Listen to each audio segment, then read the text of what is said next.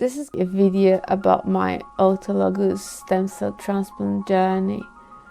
It is supposed to be helpful for people who will be going for a similar procedure and don't know what to expect.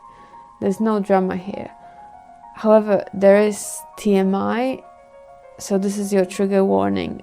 And by TMI, I mean anything that has to do with hospital procedures, body functions, and well, this is stem cell transplant. It's not going to be pretty, so if you are triggered by these things, you probably shouldn't be watching this video.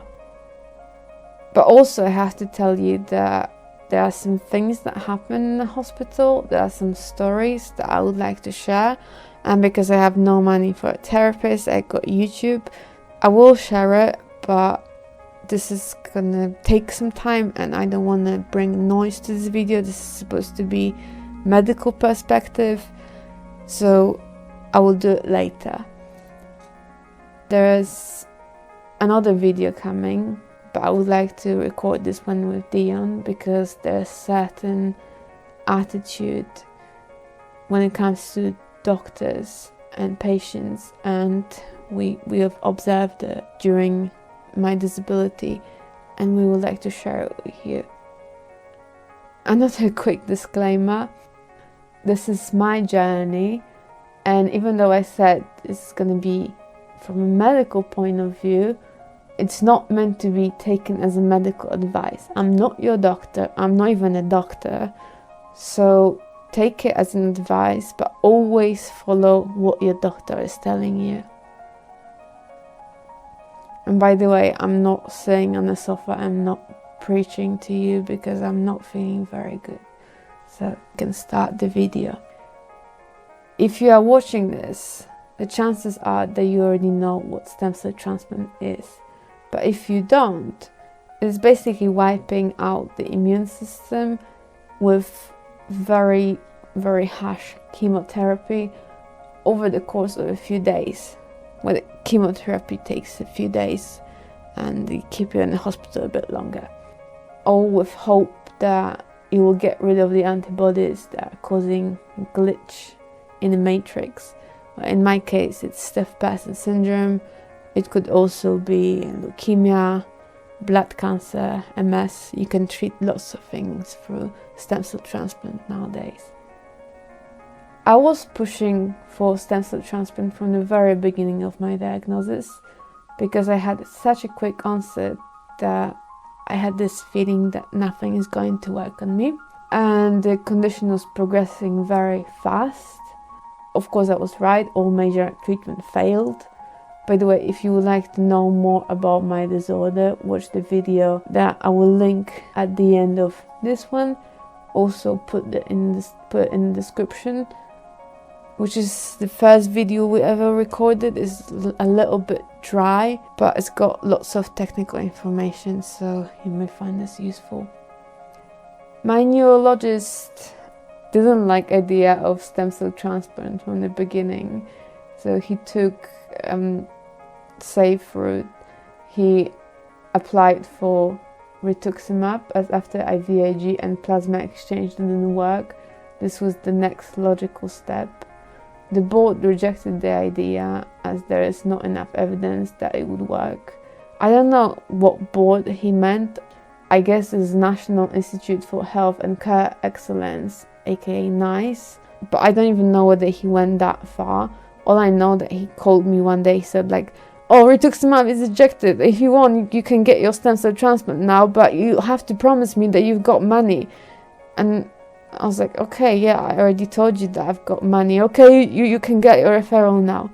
And that was it. So basically, if you don't have money, I guess the next logical step is to go home and die. If you've got money, you can be referred to stem cell transplant. And it was just in time because my chest was very often suffocating me at that point.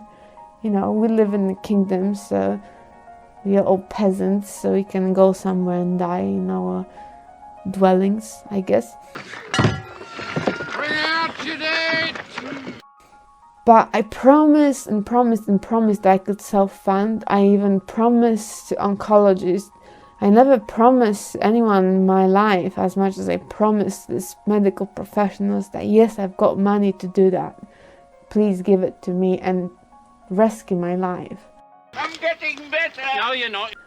And no, it's not because I'm Polish. Why do you think I have this outrageous accent, you silly king? What are you doing in England? Mind your own business! I also hold British citizenship.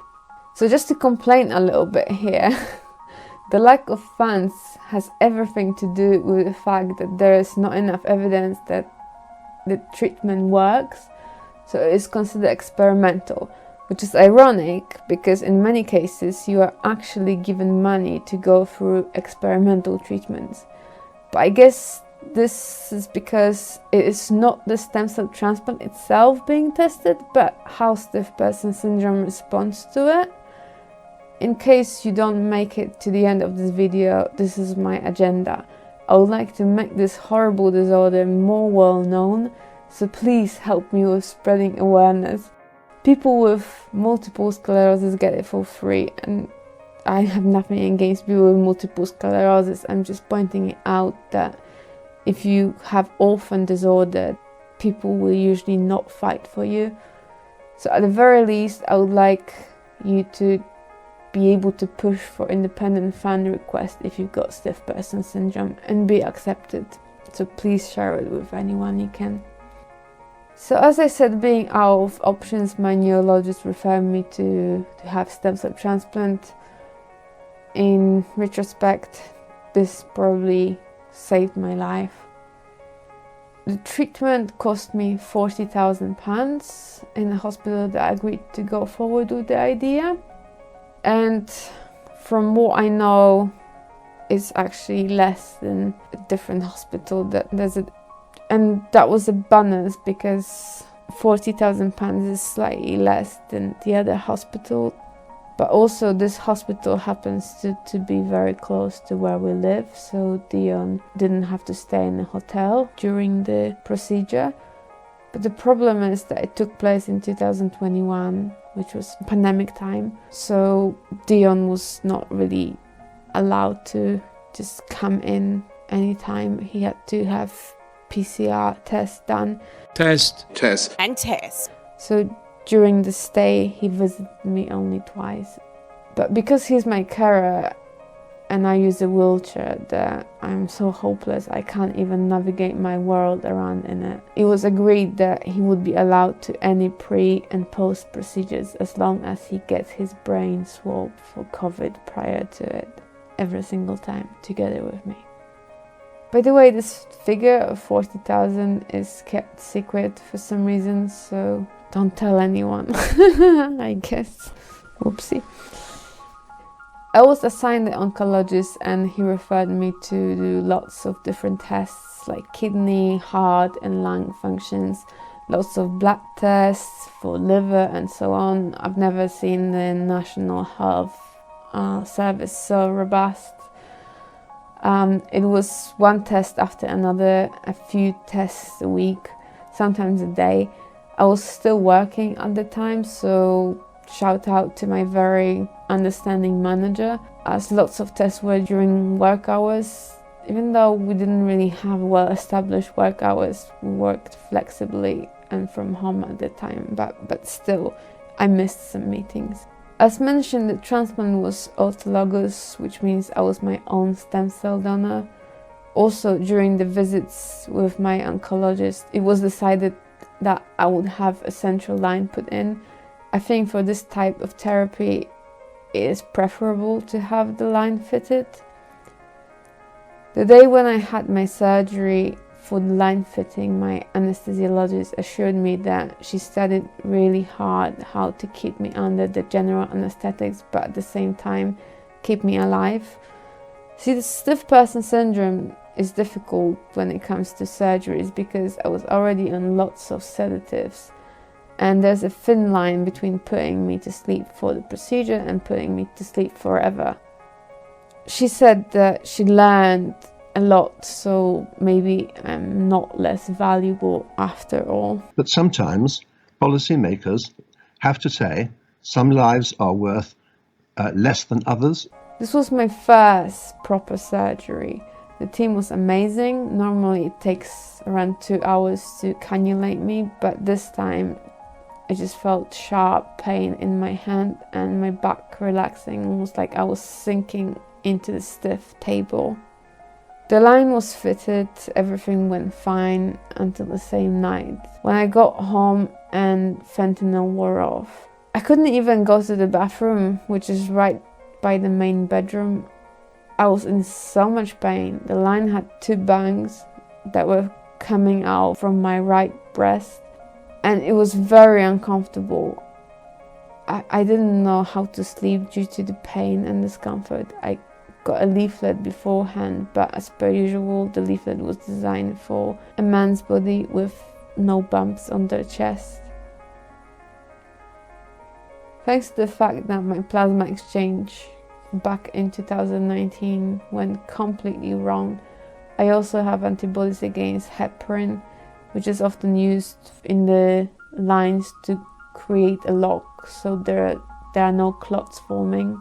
I had to go to a special oncology unit to have the dressing changed every week, and I had to have the banks changed too. Then, since I needed my own stem cells, I had to release enough of them to my blood. For this, I was given cyclopriming, which was 1 round of cyclophosphamide as an outpatient. This is the same chemotherapy drug that would be given to me later in the hospital.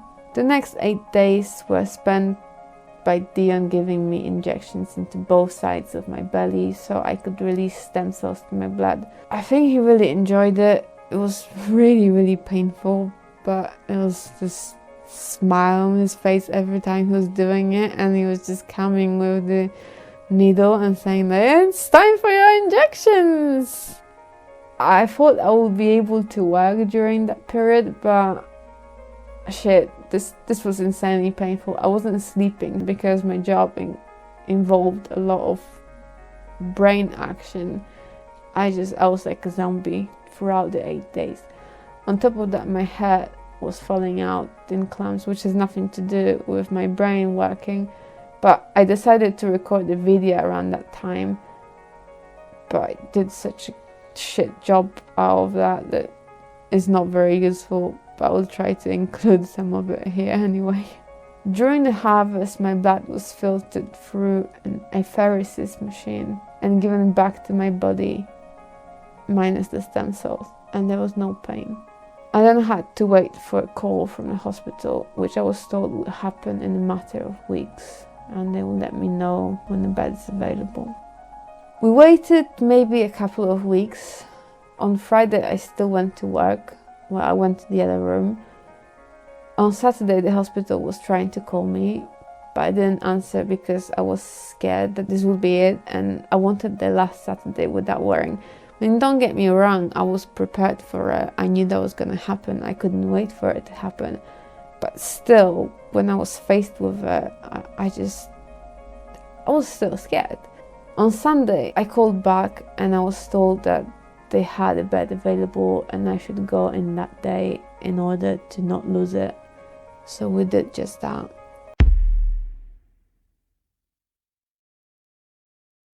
Okay, so don't abandon all hope.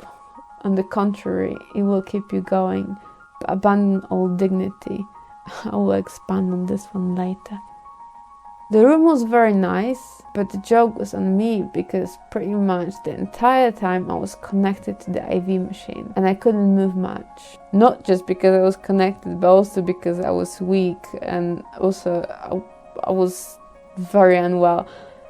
I kept looking at the spinning bike in my room and I was thinking, like, who the hell put it there? I mean, there's no way I can use it. I can barely move. Most of the time my line was too short to get anywhere apart from the commode and sometimes the sink in the corner.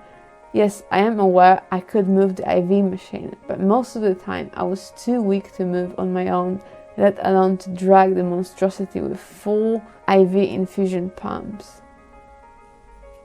The first day was uneventful.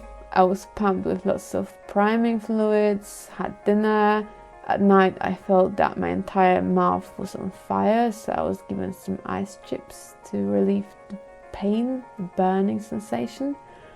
After the first couple of ice chips, I threw up in the sink in a corner of the room. The next day I was told off for throwing up in the sink, as everything that was leaving my body had to be measured. So the commode that was next to my bed wasn't just for the emergency use. You can forget about the bathroom for the entire duration of your stay. You will be pumped with fluid every day and expected to get rid of it too. My advice would be, don't put anything in the bathroom, because then you will have to make a journey to get it out. Just put it on the table next to you. The second morning, a different nurse could see that I wasn't feeling well, and when she asked me about it, I said like, yeah, I'm not well. And she said like, haha, welcome to chemo. You know, when someone is in the wrong profession? Yeah, that is what it felt like with her.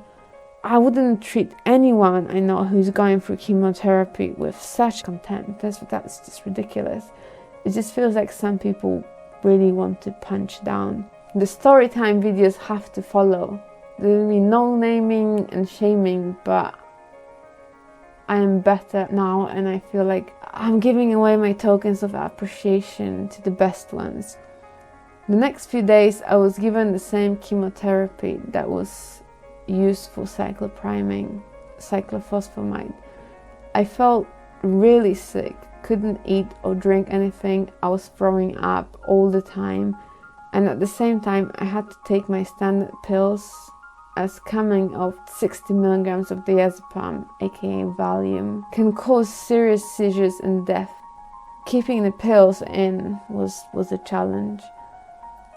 I had a doctor coming in every day to check on me. This stage seemed like it was going forever, but it took only a few days. I was feeling so unwell that even though I had telly in my room, I couldn't use it. I couldn't even look at my tablet. I felt dizzy all the time. I asked Leon to take it home, and I was hoping I would spend the rest of the time laying there with my thoughts. I figured I'd have, like, time alone with my thoughts, but, you know, turns out I don't have as many thoughts as you'd think. I was also given ATG at the same time, which are antibodies against the T cells derived from either a rabbit or a horse. You have to know, I love animals. I absolutely admire horses. They are magnificent. However, I'm scared of them, and I think they are really powerful. So I hope that my antibodies would be derived from a horse, because, you know, my body was so angry with everything at the time. I was scared that it would kill the antibodies derived from a bunny. This is a joke. It's just something that I kept saying to myself, that if I get something from a horse, then it's gonna be stronger. There's no logic in that. Don't look for it. You have no respect for logic. And I have no respect for those with no respect for logic. Once my immune system was wiped out, I was given back my stem cells. They came frozen in liquid nitrogen, and they had to be warmed to room temperature in something that looked like a deep fryer. At this point, after not eating for a few days, a lot of throwing up, when the frozen bags of stem cells were making a popping sound in water, it reminded me of popcorn, and the sheer idea of it made me feel sick. Anything food related would make me feel sick. The whole thing took under an hour, and it was very uneventful. The only odd thing about them was that they smelled of garlic, but I was assured this was normal, but obviously it also made me feel sick. The rest of the time in the hospital, which was in total around 3 weeks, I spent building back my immune system. I was drinking 40 juices, but I was getting physically weaker. Most of the time, the nurses were not happy with my oxygen saturation, so I was laying with the oxygen nose tube up my nostrils. I was also warned that I should eat, otherwise they would have to feed me through a tube too. The idea was so awful that I started with a toast. I couldn't hold anything in, and I don't mean just throwing up. As a matter of fact, after chemotherapy, I had diarrhea all the time. When you start eating, my advice is don't start with a toast. It is spiky when it comes out and digested. Yummy. So the next day I ordered bread for breakfast. I still couldn't hold it in, but it was softer. Remember when I warned you about dignity? So you sleep and eat and shit in pretty much one place. Except you don't sleep much. The machines are beeping, patients are calling nurses from other rooms, obviously not like dying and like screaming, but they are buzzing, and you can hear the alarm going off all the time in the hallway. And even though everyone has a separate room, you can hear all of this. And the observations like temperature, blood pressure, oxygen saturation and pulse are taken every 2 hours, even at night. If you are lucky, they will leave you alone for 4 hours.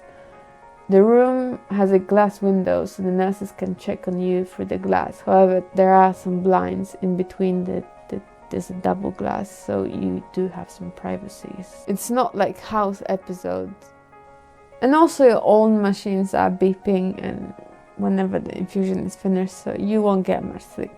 While normally in England you have to be dying to see any antibiotics and pretty much everything is cured with paracetamol, when you are going for a stem cell transplant, you are given antibiotics all the time, and that's for any reason, just to prevent the infections.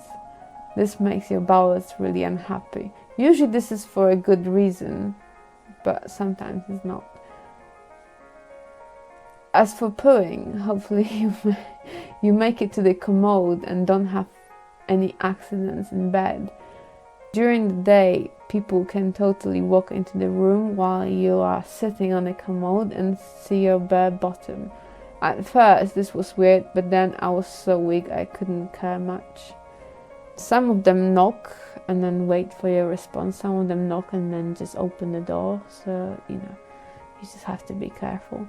I was wearing nappies a lot. The hospital nappies are quite awful, as you have to wear a special mesh around your waist, and the nappy thing that you put inside moves a lot. So invest in a good pack of incontinence panties and ask for loperamide/Imodium as soon as possible. Don't wait until you get hemorrhoids or past your stomach lining. I'm not going to tell you which one happened to me. I also got my period, which is the thing going back to antibiotics. As I said, like usually I understand what they are given, but in this case, I got period, which turned out to be my last one. And the doctors were trying to stop it by giving me some medication that would make my blood clot. And the period would finish quicker, as I was on the blood thinners, which I had to stop because my platelets were low. That was one of the worst decisions I co-signed. This was probably the longest period in my life, and it was clotting but also runny. Tampon commercials no longer use blue liquids in their demonstrations. Oh! I don't know how it was possible, since I stopped my blood thinners. This wasn't a wise move in my opinion, as I was at risk due to previous deep vein thrombosis. Both my legs ballooned at the time. This was probably water retention, but I was worried I had to DVT again. At the end, I was begging the doctors to give me back my blood thinners, but they were worried this was going to end in internal bleeding. The doctor said all my bleeding was internal. That's where the blood's supposed to be. And also I was given antibiotics at first because obviously my temperature spiked at the beginning of the period and they thought, oh, infection is coming. No, it wasn't. I decided to do something about my eating. After the chemotherapy, you are supposed to be on neutropenic diet. But lots of things were just not an option for me. I developed such a hatred for food for no apparent reason. Dinners are microwaved, and the idea of a piece of pepperoni pizza or microwave steak was really disgusting to me. I don't eat meat normally, but I decided that I will do anything so I don't have to be force-fed. When I opted for a quiche, which I normally can't stand, I got lots of peace with mushiness. I guess eggs, soggy bottom and overcooked edges. Gordon Ramsay wouldn't be impressed. That is ghastly. As a matter of fact, most veggies were in the form of peas. And listen, I'm not actually expecting like Michelin star dining at all. I just didn't expect to see pepperoni pizza on the menu. It was just really difficult to imagine eating anything, let alone something soaking in cheese that was microwaved previously. It's just really weird. If you are lucky, you can get a cooked carrot. Apart from the veggie burger, this one somehow was made out of cauliflower. If I remember correctly, or something similar to it, I don't know, it was just yellowish in color. I remember it to be very pale and it was roughly a quarter of the size of the bun. From that moment I opted for a jacket potato, except I had nothing with it, so it was just a potato. I hated it and I stopped eating again. Dion brought me lots of vegan yogurts and that made me happy. I normally don't eat yogurts, so be prepared to like food you normally dislike and hate food that you love. I couldn't look at sweets and I've got very sweet tooth. If you are lucky, you will lose your taste altogether. Obviously this is a joke. I mean, kind of a good thing when you think about it, because then you can eat anything and your taste will come back. I think I got through my jacket potato when I was listening to Piers Morgan. Yes, I got Piers Morgan really speaking really loudly. I think he was angry about something, and if I remember correctly, he was angry about the Greg's vegan sausage. I'm pretty sure that was it. It was really funny actually. I got him on repeat on Twitter, and this is how I got through my dinner most of the time. My central line was taken out while I was conscious but under local anesthetics. I was given the option of keeping it in, but I really wanted to get rid of it as quickly as possible. They still kept me in for a couple of days after that, and the stitches were taken out after 10 days in the outpatient unit. Dion didn't have his PCR test done in time, so one of the hospital staff helped me pack. And this was due to the fact that I wasn't given a proper date when I would be discharged. So one morning they came over and they said like, hey, you want to go home? And I was like, oh yes, please. I think they were also happy to get rid of me at this point, to be honest. I was really weak upon getting home. I knew it was going to be hard, but I underestimated it by a mile. I couldn't sleep at night. I could hear beeping that wasn't there. I had a walking frame to use during the day, and for the first 4 weeks I could only use it a few times a day, then my legs would give up anyway. I had no muscles.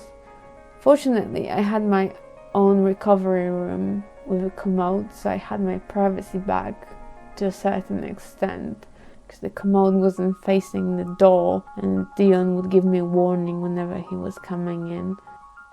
Hope I'm not interrupting boy time. Actually, more like me time. I'll wait for you. Also, at some point I made a connection that being unable to hold any food, even when not pumped with antibiotics, had something to do with the withdrawing from opioids. I wish the doctors had recognized that and told me to start taking them again. And also, I didn't recognize it myself, but mind you, I was going through a lot. My brain wasn't working properly, so I went back to my previous dose and weaned off slowly. As of today, when I'm recording it, I'm actually opioids free. You will have lots of appointments to check your blood.